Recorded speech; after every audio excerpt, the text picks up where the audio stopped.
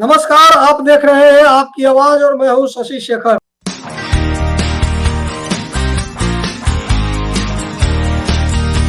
और मेरे साथ है इस वक्त विवेक भाई, विवेक यादव, जो राजनीति के बड़े अच्छे जानकार हैं। अपने आप को राजनीति का विद्यार्थी कहते हैं, लेकिन हम लोग इनको उत्तर प्रदेश और खास करके दिल्ली के जो राजनीति है उसके बड़े माहिर खिलाड़ी भी है और जानकार भी है और उसके रग रग से वाकिफ है।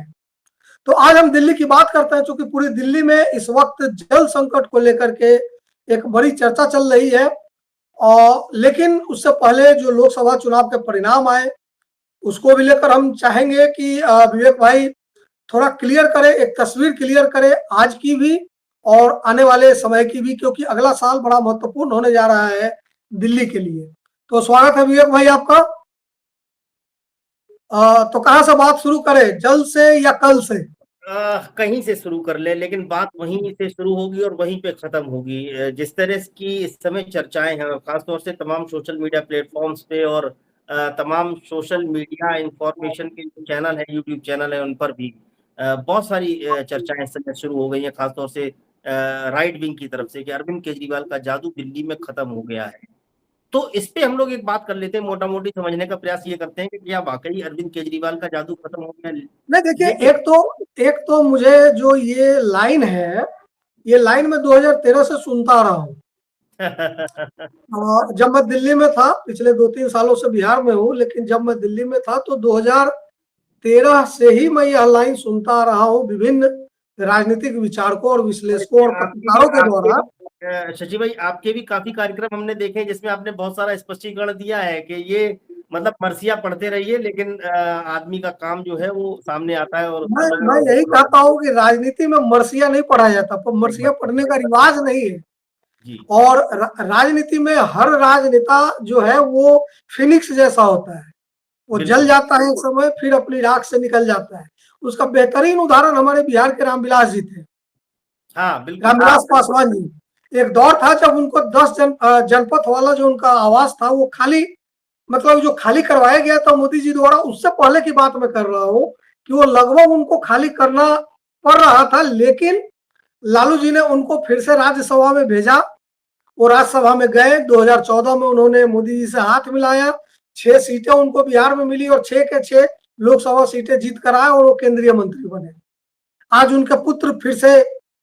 तो राजनीति में मर्सिया नहीं पढ़ा जाता। जब केंद्र में, माफ कीजिए, जब दिल्ली में, मुझे याद है, मुझे बहुत सारे मित्र, पत्रकार मित्र ये कहते थे कि 28 दिनों की जो सरकार थी, 40 दिनों की, 28 दिनों की शायद पहली सरकार थी, 49 दिनों की सरकार थी, 49 दिनों की, 28 सीटें थी। तो लोगों ने कहा कि खत्म हो गया, केजरीवाल का मामला खत्म हो गया। हाँ, मैंने तो तभी आपको बैठ करते देखा लोगों के साथ। फिर वो 67 सीटों के साथ आ गए। फिर जब 14 के इलेक्शन में 7-0 हुआ तो लोगों ने कहा बस खत्म। फिर वो 67 सीटें आ गई, फिर 66 सीटें आ गई।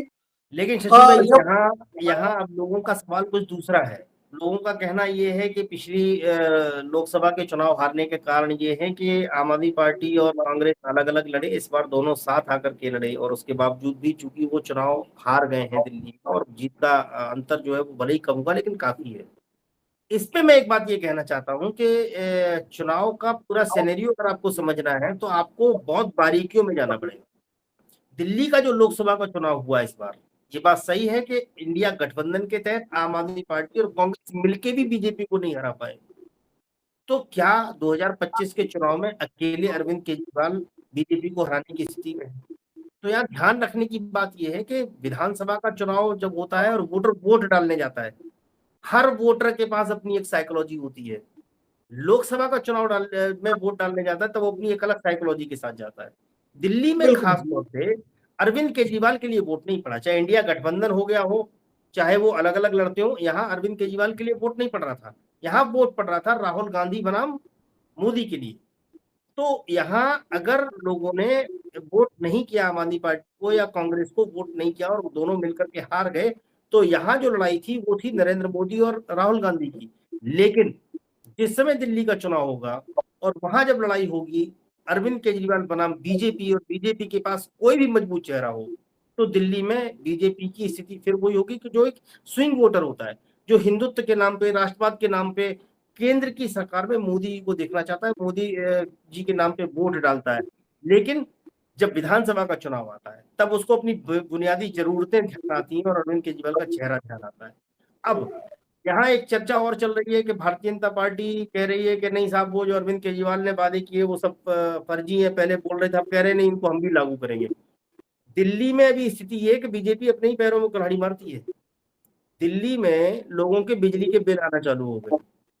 अब लोगों को ये लगने लगा कि यार वो बिल जो माफी वाला मामला है, या बिल जो नहीं आते थे, जीरो बिल आते थे, पानी का बिल नहीं आता, तो वो अरविंद केजरीवाल की ताकत है। बीजेपी जेल में डाल दिया अरविंद केजरीवाल को, अभी उनकी सरकार है, और क्योंकि वो जेल में है इसलिए अपनी मनमानी कर रहे हैं, वो जेल से बाहर आएंगे, हमारे बिल माफ होंगे।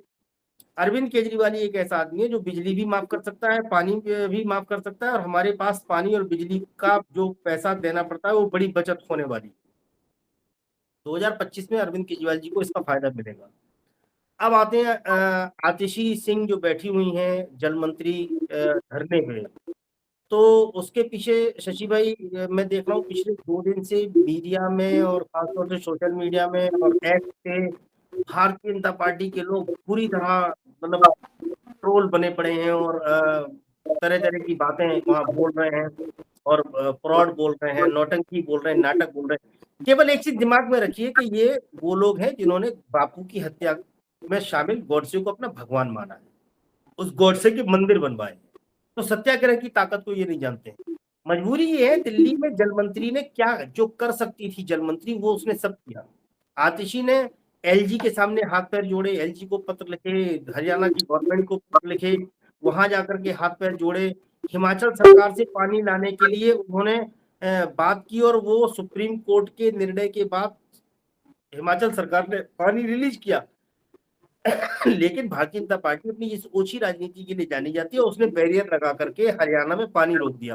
विवेक भाई, एक चीज मैंने देखा कि कांग्रेस की जो नेता है रागिनी नायक, उन्होंने भी एक ट्वीट किया कि जल मंत्री जो है वो सरकार मतलब खुद धरने पे है, जबकि उनको धरने पे न होकर के दफ्तर में बैठकर और ये सारी व्यवस्था करनी चाहिए।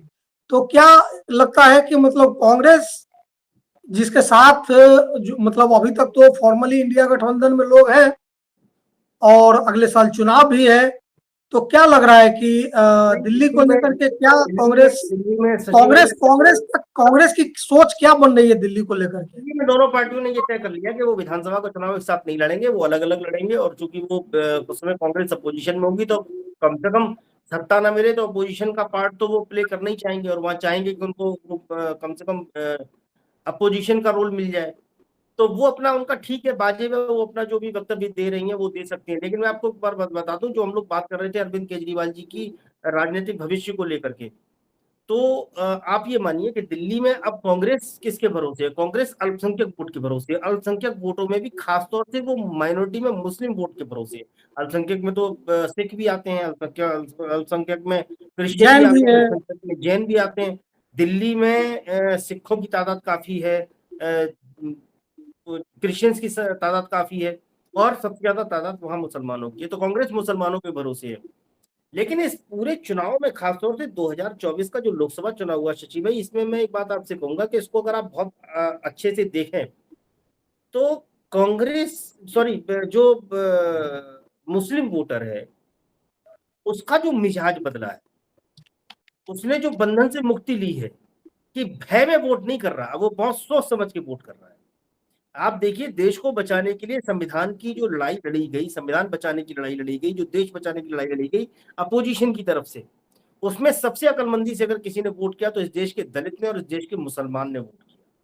उन्होंने अंधे होकर के केवल विरोध करने के लिए विरोध नहीं किया, उन्होंने एकजुटता का परिचय दिया और बीजेपी को हराने वाले कैंडिडेट को वोट दिया। अब दिल्ली में बीजेपी को कौन हरा सकता है? दिल्ली में बीजेपी को आम आदमी पार्टी हरा सकती है। तो आप ये मानिए कि उस वोट का डिवीजन होने वाला नहीं है, माइनॉरिटी वोट वो पूरा इकट्ठा होगा, प्लस वो सवर्ण वोट या कहें कि वो हिंदुत्व वाला वोट जो केंद्र में मोदी जी को चाहता है, वो भी अरविंद केजरीवाल की तरफ शिफ्ट होता है। और आप ये समझिए कि एक बड़ा तबका शिफ्ट होता है कि ये 52-53% वोट हो जाता है अरविंद केजरीवाल जी का विधानसभा में, जो लोकसभा में घट के कभी 19% रह जाता है, कभी तो 30-35% वोट की बढ़ोतरी हो जाती है। दिल्ली का वोट जो है वो अलग मिजाज से वोट करता है। अब आप हरियाणा में बात करें तो हरियाणा में एक गठजोड़ हो चुका है, वहां जाट, दलित और मुस्लिम वो एक मुश्त होकर के कांग्रेस के साथ विवेक जाएंगे। भाई, विवेक भाई, वहां भी आप सोचें कि मुस्लिम वोटों का बंटवारा हो जाएगा, नहीं होगा, सारा एक मुश्त होकर के कांग्रेस को जाएगा। वहां आप सोचें कि जाट वोट का इस बार बंटवारा हो जाएगा, मैं नहीं देख रहा हूँ जाट वोट का बंटवारा हो जाएगा। हरियाणा बहुत रोचक होने जा रहा है। हरियाणा में ये जो गठजोड़ हुआ है जाट, दलित और मुस्लिम, ये सारा का सारा इकट्ठा होकर के एक मुश्त कांग्रेस के तरफ से होगा। तो एक चीज मैं ये समझिए कि एक अंतिम सवाल है कि ठीक है, मतलब जो आपने गणित समझाया वो लगभग मैं उससे सहमत हूँ और वाकिफ भी हूँ दिल्ली की इस राजनीति से। दिल्ली की जो स्थानीय राजनीति है ये बड़ा अजीबोगरीब राजनीति है कि विधानसभा चुनाव में इतना मैसिव सपोर्ट आम आदमी पार्टी को मिलता है।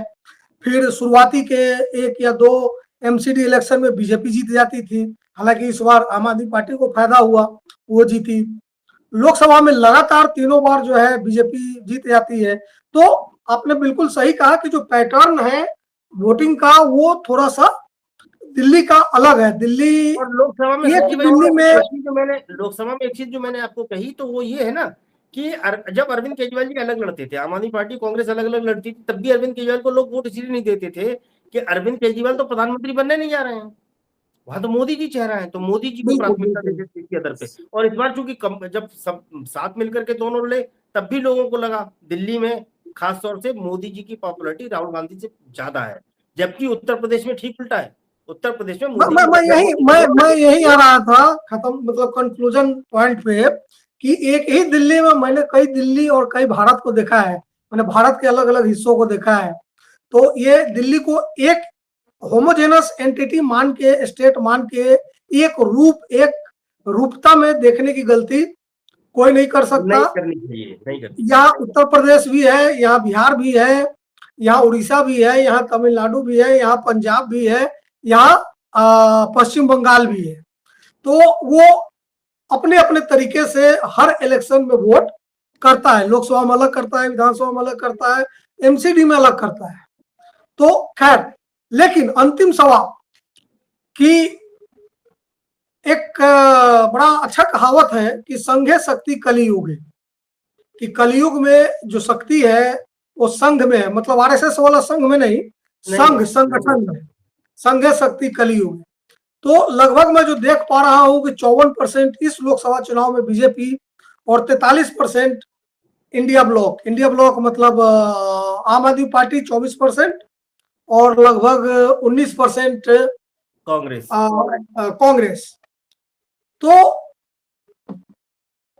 राजनीति हालांकि शॉर्ट टर्म भी होता है और लॉन्ग टर्म विजन के साथ भी होता है, दोनों होता है।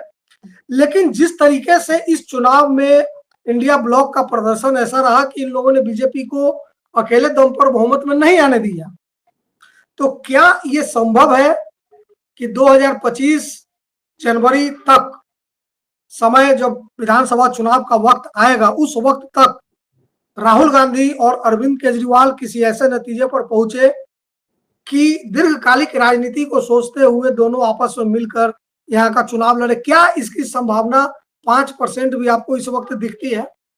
नहीं, इसमें मुझे 1% की संभावना नहीं दिखती शशि भाई, क्योंकि आम आदमी पार्टी दिल्ली में अपने आप में बहुत सक्षम और सबल और मजबूत है। वो स्पेस नहीं देना चाहिए किसी। दूसरी चीज एक ये है कि अलग अलग लड़ने का भी एक्सपीरियंस है कि पंजाब में अलग अलग लड़े, दिल्ली और हरियाणा में एक साथ मिलकर के लड़े। हो सकता है कि हरियाणा में पैक्ट हो जाए, दिल्ली में ये हो कि अलग अलग लड़ते हैं, क्योंकि वहां पे दिक्कत ये आती है ना कि वोट का डिवीजन होता है, और वो जो ताकत अलग अलग लड़ने में है वो कभी कभी साथ लड़ने में नहीं होती है। कभी कभी होता ये कि आप जिसके कंधे पे हाथ रख के पता चला कि वो इतना कमजोर है कि आप जिसका सहारा लेना चाह रहा है वो खुद भी गिर रहा है और आपको भी गिरा ले रहा है। तो मुझे इसकी कोई संभावना दिल्ली में नहीं नजर आती है। दिल्ली में आम आदमी पार्टी ने ऐलान भी कर दिया कि वो अकेले लड़ेगी। और मैं आपको फिर बता दूं कि शायद लोग इसको अभी अतिशयोक्ति माने, जो यूपी, बिहार और हम लोगों ने महाराष्ट्र का प्रेडिक्शन किया था 2025 का, अभी मोटा मोटी मुझे जो लग रहा है, अभी थोड़ा लोगों में रोष हो सकता है पानी को लेकर के। लेकिन जैसे ही पानी की समस्या दूर होगी, भारतीय जनता पार्टी दहाई में पहुंचने के लिए फिर जगह ढूंढने का प्रयास करेगी कि कौन कौन सी ऐसी सीटें हैं जिनको जीत के हम 10 तो कम से कम हो जाएं, जो अभी तक नहीं हो पाए। 3 चुनाव में तो नहीं हो पाए, सॉरी 2 चुनाव में नहीं हो पा रहे। तो क्या तीसरे, सबसे बड़ा सवाल ये होगा, आम आदमी पार्टी सरकार बनाएगी नहीं बनाएगी सवाल नहीं होगा, सवाल ये होगा सबसे बड़ा, क्या इस बार भारतीय जनता पार्टी दहाई का आंकड़ा छू पाएगी? तो दहाई का आंकड़ा छू पाती है बीजेपी या नहीं, ये तो मतलब चुनाव में तय होगा। लेकिन जैसा कि मैंने शुरुआत में कहा कि विवेक भाई दिल्ली की स्थानीय राजनीति के माहिर जानकार भी हैं और खिलाड़ी भी है। खिलाड़ी इसलिए क्योंकि उनको हर एक सीट की जानकारी है, हर एक सीट के समीकरण की जानकारी है और वहां के वोटिंग पैटर्न से वो वाकिफ है। हम लोगों ने भी देखा है पिछले 2-3 चुनावों में कि किस तरह से दिल्ली की जनता ने वोट किया और विधानसभा में, और किस तरह से उन लोगों ने लोकसभा में किया। तो ये एक मामला है। और जिस तरीके से अभी परसों अरविंद केजरीवाल को जमानत मिली निचली अदालत से और तत्काल हाईकोर्ट से स्टे लगा, और जिस तरह का एक परसेप्शन पहले क्रिएट करने की कोशिश भाजपा कर रही थी, इस वक्त वो परसेप्शन फेल हो चुका है बीजेपी का। और मुझे लगता है कि ये चीज भी बीजेपी को नुकसान करेगी और उसको फाउल प्ले से बचना चाहिए। सचिव भाई, इसमें मैं आपको एक और सवाल आपके लिए रख देता हूं कि भारतीय जनता पार्टी जिस तरह से ट्रोल बनी हुई है, तो मतलब क्या इनको अधिकार मिला हुआ है कि देश में ये किसी की भी ट्रोलिंग कर देंगे? अब जिस समय जो जिन्होंने डिसीजन दिया था जज साहिबा ने, न्याय बिंदु, जस्टिस न्याय बिंदु ने, हाँ, सुधांशु त्रिवेदी जैसे नेताओं से लेकर के भारतीय जनता पार्टी के बड़े और छुटपैये सारे नेता इस एक तरफ से ट्रोल बने हुए हैं। ये हम किस तरफ जा रहा है देश का लोकतंत्र, और किस तरफ जा रहे हैं हम? जबकि अगर देखें तो खामियां तो बहुत भी हैं कि एक जज वो पॉलिटिकल कमेंट्री करती हैं, अगर वो खारिज करती हैं, पिछली कई एक बेल एप्लीकेशंस को खारिज किया मनीष सिसोदिया जी को, अरविंद केजरीवाल जी को, पॉलिटिकल कमेंट्री करने के साथ साथ प्रेस कॉन्फ्रेंस भी करती हैं, और वो बीजेपी को सूट करता है, इसलिए उस पर बात नहीं होती है। जबकि बात उस पर भी नहीं होनी चाहिए, बात इस पे भी नहीं होनी चाहिए। ये न्यायपालिका का काम है, वो देखेंगे जज कितना फेयर होकर के काम कर रहे हैं। इस तथ्य के लिए मैं सिर्फ एक छोटा सा वाक्य कहूंगा कि पिछले 10 सालों में इस देश में सरकार ने भस्मासुरों की फौज खड़ी की है, और भस्मासुर की कहानी आपको बहुत अच्छे से पता होगा कि कैसे वो महादेव के पीछे ही भागा था उनके सिर पे हाथ रखने के लिए, क्योंकि भस्मासुर को उन्होंने ही आशीर्वाद दिया था कि तुम जिसके सिर पे हाथ रखोगे वो जलकर भस्म हो जाएगा। और इसकी एक वानगी आपको अयोध्या रिजल्ट को लेकर के देखने को मिली कि कैसे इन्हीं भस्मासुरों ने हिंदुओं को ही गाली देना शुरू किया। तो ये भस्मासुर है, ये ट्रोलर जो है, they have been turned into Bhasmasur. और एक दिन आएगा जब ये खुद अपने ही सिर पे हाथ डाल लेंगे, तो मुझे इन ट्रोलर्स की चिंता नहीं है ना वो नहीं है। बात सिर्फ इतनी है कि अब भाजपा को मौजूदा चुनाव परिणाम से इतना सीखना चाहिए कि फाउल प्ले बंद करो और पॉलिटिकल लड़ाई को पॉलिटिकल लड़ाई की तरह लड़ो। तो बहुत बहुत धन्यवाद आपका विवेक भाई। आगे हम लोग किसी और मुद्दे पर बात करेंगे।